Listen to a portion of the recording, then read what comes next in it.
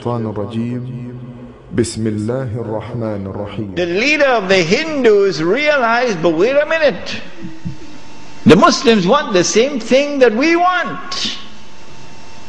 We also want, the Hindus, we want to get rid of the British, and we want to restore Hindu rule over the Hindus. So there's a conversion of interest here. So Gandhi, who later became known as Mahatma Gandhi, Gandhi approached the leadership of the Khilafat movement and he said to them, listen, the same thing you want, the same thing I want. So why don't we join forces? Will you allow me to join the Khilafat movement? And guess what the leadership of the Indian Muslims did? It was a revolutionary theory on their part, and we praise them tonight. They admitted, they accepted the offer of Gandhi, and they formed an alliance. And so the Khilafat movement in India now became a Hindu-Muslim alliance for the purpose of getting rid of British rule. And then that would replace, that which would replace British rule would be Islamic rule over Muslims and Hindu rule over Hindus. This constituted the most dangerous of all threats that Western civilization have ever experienced in its entire period of colonization of mankind. This Khilafat movement. Because the Western objective was to demolish every existing state structure in the world and replace it with the secular state, so that eventually the secular state could be brought under the umbrella of a League of Nations and eventually a United Nations, and this would be political globalization at work. If the Khilafat movement were to succeed, then one of the most important communities in the world, the Indian Muslims, will escape. Because when the British withdrew, Muslims will be ruled by Islam and Hindus will be ruled by Hinduism.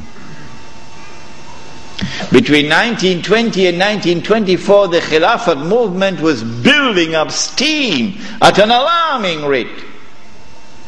And by 1924, the British had calculated, we have to get rid of this Khilafat movement. And the only way we can think of now is to abolish the Khilafat. And so they put the pressure on Mustafa Kemal. As soon as the Khilafat was abolished, the Khilafat movement in India began to lose steam. In the same year that it was abolished in 1924, in that same year, the secularly minded British, in Indian language they call it chamcha, the stooges of the British in India, the brown-skinned Englishmen parading as Muslims, of whom the prince of them all was the grandfather of the present Aga Khan, Karim Aga Khan's grandfather. They now restore an organization called the All India Muslim League. The All India Muslim League is led by men who don't know Islam and don't live Islam. And these are the people who now wage a struggle for the liberation of the Muslims from British rule, to be replaced not with rule of Islam, oh no, but rather by the rule of the secular Republic of Pakistan and the secular Republic of India, so that Pakistan and India could be embraced within the community of secular nation states. But of course you had to put a little red herring to fool the people.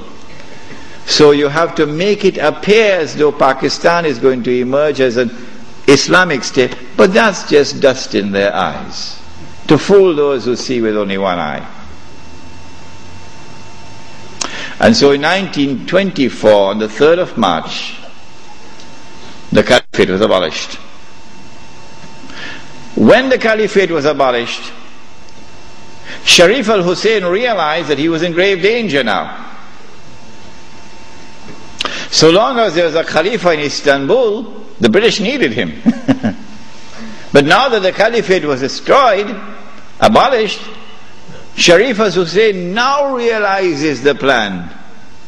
He says, oh my gosh, they're going to send Abdulaziz ibn Saud to cut my throat now. In exactly the same way that Abdullah of Jordan is now realizing, as soon as Bush attacks Iraq, that is the end of me. So Sharif al-Hussein decides 4 days later, on the 7th of March 1924, to claim the Khilafah for himself. But when you're a client state of Britain, you can't do that. You have to first apply to the British government for permission to become the Khalifa. He didn't do that. As soon as Sharif al-Hussein claimed the Khilafat for himself on the 7th of March 1924, you're going to get all of this information in that book which is outside, the Caliphate, the Hijaz and the Saudi Wahhabi nation state. As soon as he did that, Britain gave the green light to Abdulaziz. Attack. Within 6 months, the Saudi army of Abdulaziz ibn Saud conquered Mecca. And Abdulaziz and Sharif Hussein packed his suitcase and off he went. British took him away. This one the Americans will take out of Jordan. And so Abdulaziz ibn Saud is now in control of Mecca and eventually Medina. It's a Saudi Wahhabi alliance. Does he claim the Khilafah for himself now? No. What he does is, as soon as he enters Mecca, in 1924, October, Abdulaziz ibn Saud makes a proclamation, and they're going to hate me for revealing this to you, because nobody remembers it now. The proclamation which he makes is that this land belongs to the entire Ummah. This land belongs to the entire Ummah.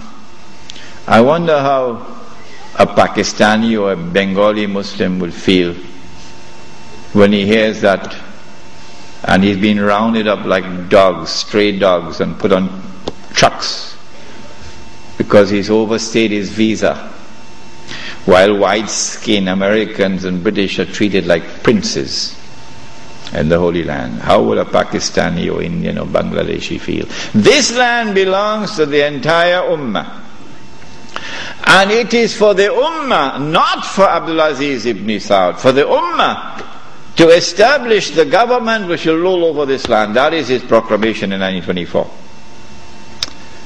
But in cricket it's called playing for time. He did this because in April of 1924, Al-Azhar University had responded to the Turkish abolition of the Khilafah. What did they do? Al-Azhar University declared that this was bid'ah and haram to abolish the Khilafah. And therefore we must respond to it. And the response of Al-Azhar is that we must have a mu'tamar, a conference, which would meet and which would appoint a new Khalifa. As soon as Al-Azhar issued this proclamation, you could see how Britain was trembling. The British government can't digest their food now. They've got to plan some counter strategy to the initiative of Al-Azhar University. The counter strategy is that Egypt is itself not a free country. It may appear free, but Britain really has control over Egypt. So Britain puts pressure on King Fuad, the father of King Farouk. You're too old to hear about, you're too young to know about this. And King Fuad is now putting pressure on Al-Azhar to hold back on this conference. So for 2 years the conference can't take place. 2 years because of British pressure. The conference finally takes place in June, July of 1926. But Britain uses another counter strategy. She gets Abdulaziz ibn Saud in Mecca to also convene a conference of the world of Islam in Mecca at the time of the Hajj, which is May of 1926.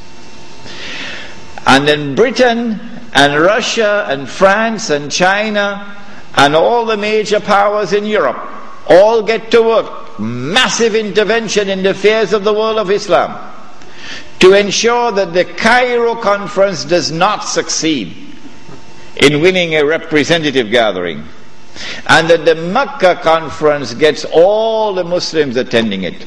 And they succeeded. The Cairo conference, organized by Al-Azhar University, becomes an essentially Arab conference, because non-Arabs are hardly